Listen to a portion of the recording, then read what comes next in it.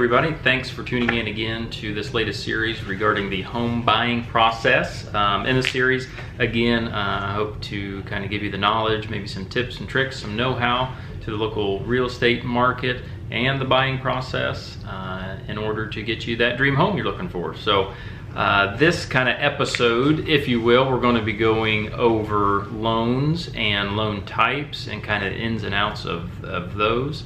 And as this information is basically good as I'm talking to you right now, because things do change and sometimes they change rapidly, but this is right now.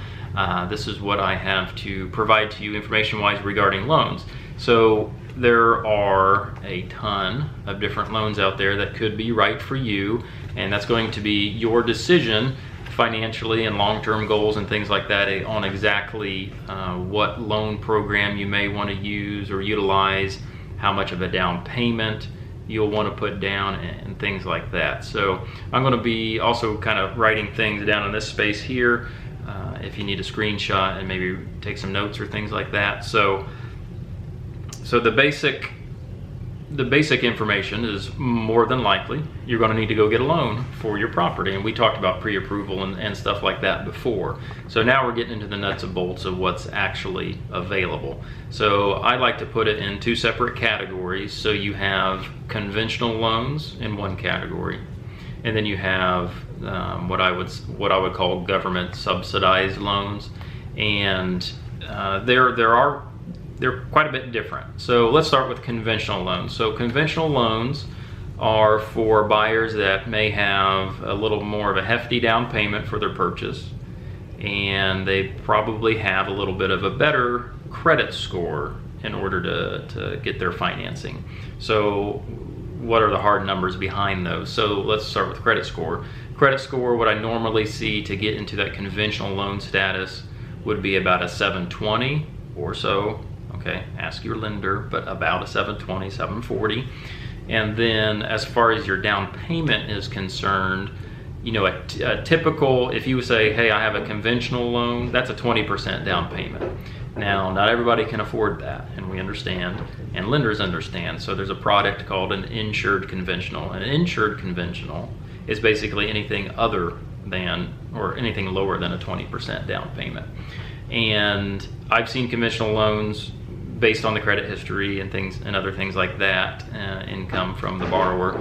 I have seen them written down to 3%, so only a 3% down payment. Typically, I see about 5 or 10%, and then if somebody can swing it, the 20% down. And that's all well and good. The more you put down, the less you have in your mortgage payment and the more equity you have. So if at all possible, I tend to suggest, if they can do it, go with a conventional loan. It's going to be a lot easier of a process because you don't kind of have the government red tape that you may have in the loans that we're going to talk about here in a second. And it's just a little harder to get, honestly. Again, a little higher credit score and sometimes a little more of a down payment.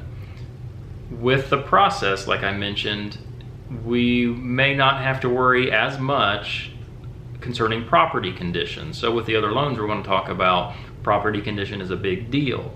And because the government's involved, it can get a little sticky at times as far as what they expect for their conditions. So if you're looking to purchase that fixer-upper, or you notice, the house you really want is missing windows, or the carpets are all torn up and it's just subfloor, things like that, the other loans may not qualify for that type of home, so you'll want a conventional loan. I will say the vast majority of the buyers that I help, they will get these other types of loans that we're going to talk about right now, and that's three basic kind of government subsidized loans. So you have the FHA loan, you have the USDA loan, and you have the VA loan.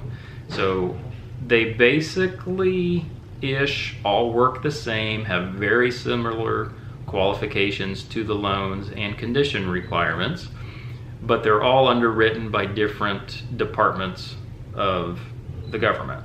So FHA is under the housing portion, USDA is under the agriculture, and then VA is under the veterans. Okay, so they do act very, very similar. There's little ins and outs of that VA loan that's a little different than FHA and USDA, but for the most part, they're really similar. So they do have different down payment requirements. So let's just start there. Down payments. FHA, you need a minimum of 3.5% for your down payment. USDA is a 0% down payment product, and so is VA, 0%. Okay, and the credit scores are basically the same. Again, they're hovering around 640 to qualify for those.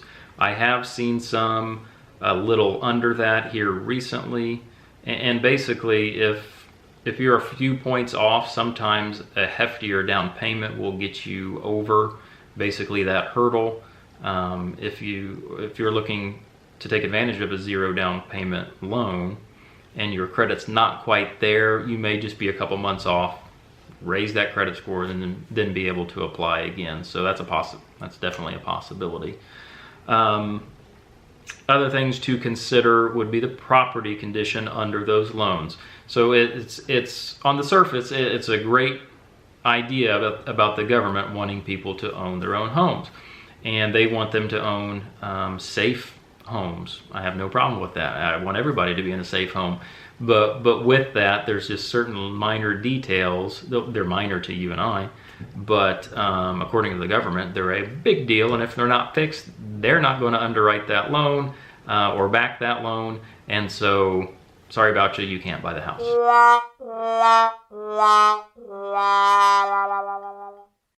That's basically what it comes down to. And some of those things I see kind of on a daily basis. Now there's a whole list of things that can stop one of these loans, but what I typically see is peeling paint. Peeling paint on the property is a big sticking point for these types of loans, and the theory behind that is that prior to 1978, lead-based paint was used, and if there was a chance that it was used, there's a chance of that to be flaking, and if there's a chance for that to be flaking, then a child could eat that and then get lead poisoning. So that's the reasoning behind it. When you're purchasing a house and the door frame has some lead-based paint, or just paint, and nobody knows if it is or isn't, if they just have some paint that's peeling off, well, that needs scraped and painted according to the guidelines. So that is something I recommend to my sellers when I'm at their house and saying, hey, we may want to paint that because if this loan comes in, you'll need to do it anyway. So that's pretty common. And then other things that I see somewhat regularly would be if there are steps on the property, inside or out. The technical rule basically is if there's over 2 steps, it will need a handrail. Again, they're just trying to make it safe. In my estimation, that's a little ridiculous, but again, they're just trying to make it safe. If the roof is ending or beginning to come to the end of its useful life, that could be a sticking point. Any broken windows, like a broken window pane, that will probably stop one of those type of loans. I'm trying to think some other things I've seen recently. If you're using one of those type of loans in the country to buy something out in the country, they're going to want to know, for the most part, where the well is and where the septic tank is in the septic field, and the leach bed.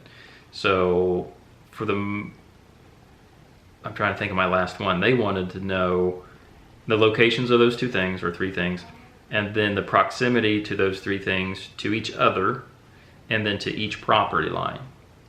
So I'm not sure the reasoning behind that, but they want to know it, so we do it. Other things that may be required is a water test if you're on a well, to make sure that it's water safe enough to drink. So that's kind of the overall for those 3 loans: FHA, USDA, and VA. VA is going to be a little bit different. They're